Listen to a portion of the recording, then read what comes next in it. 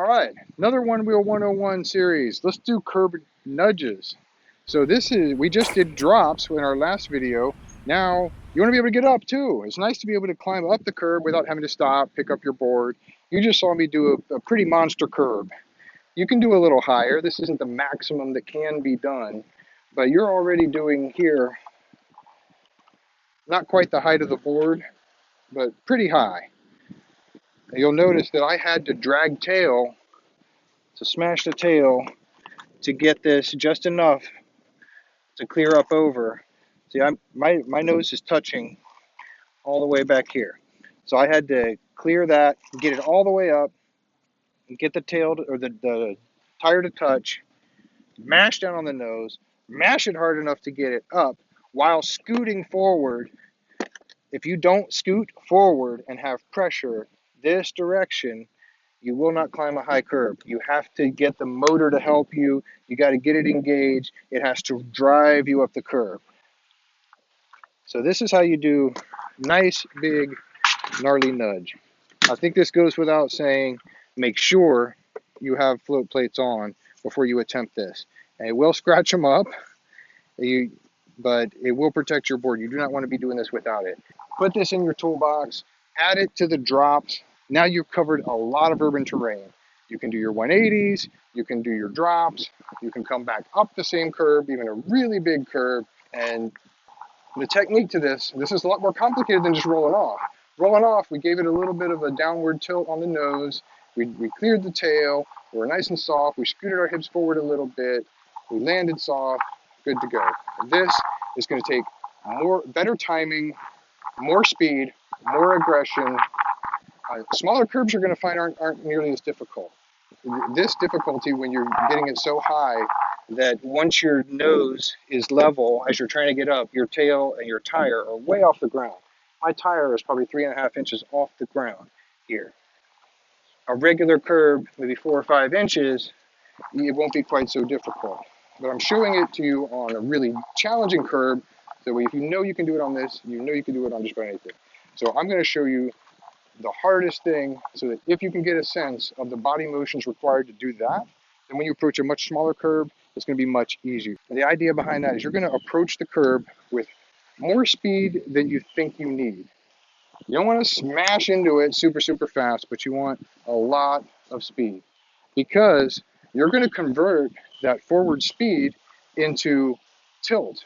What happens if you tilt the front? You go backwards. We don't want to go backwards. We need to be going forward while lifting the nose. And so the only way to do that is to use speed, lift the nose, and I'm still going forward enough to pass the nose over the obstacle. I'm putting my foot all the way forward. Most people think you're forward like this. That's not all the way forward. All the way forward. Foot touching the very tilt. Because I'm going to do it on the rear because you're basically the same thing. Imagine I've got this switch. If you put enough weight on the rear, you can actually lift the board. This is the kind of weight you want. Back here, just a couple inches back, normal speed. I can't do it. As hard as I jump up and down on this board, I cannot do that. Move it back 1 inch, it'll lift.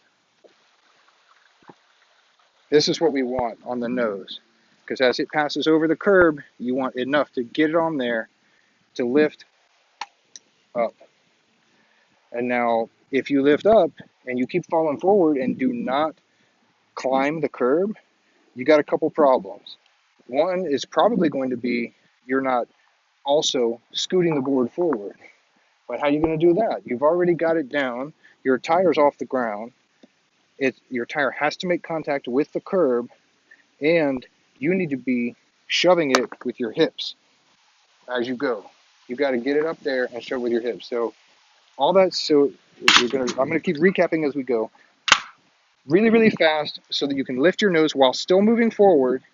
Slam that nose down. Foot all the way on the edge. Mash it down hard.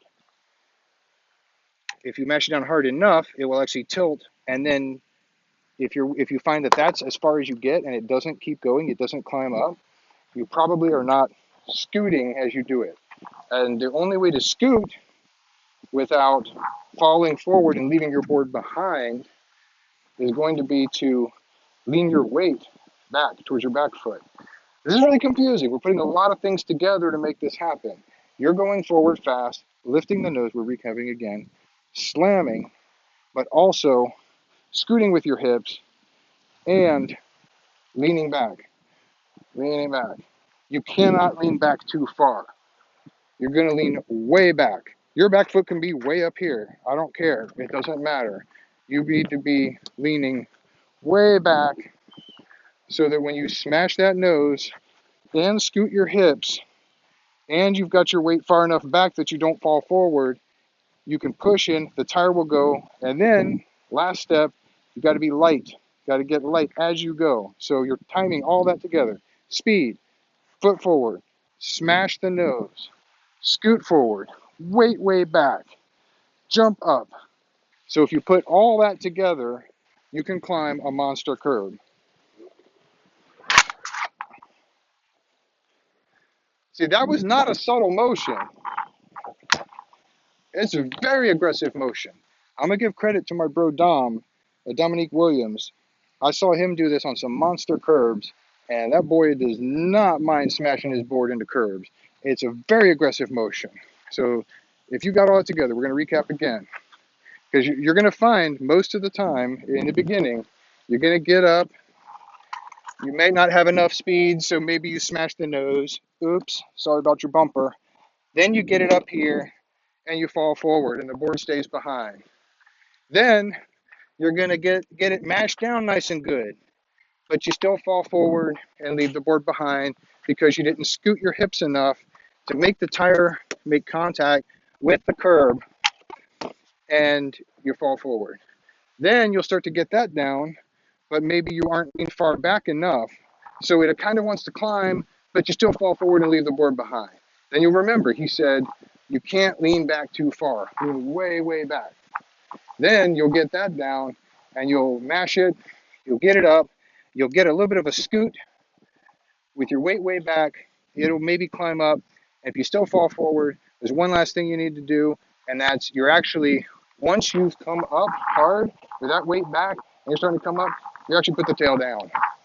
And a lot of times your tail will kind of make a slap on the top. It's okay. You made it up the curb and you got it.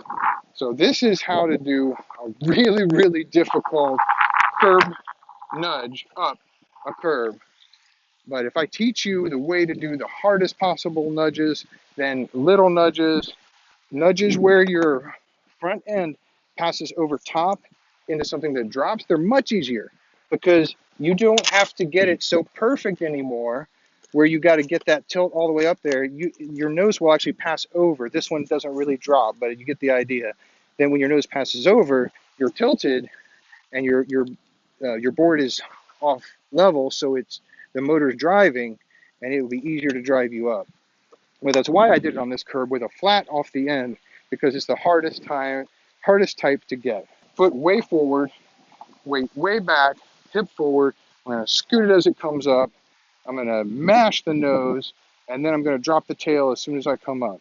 It'll pretty much go automatically. Notice how I drop that tail back.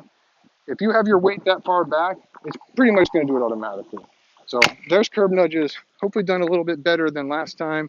I actually have a filmer this time. Thank you, Faith, for helping me out. So let me know if there's any other videos you want to see. This is curb nudges for the Onewheel 101 series. Thanks for watching.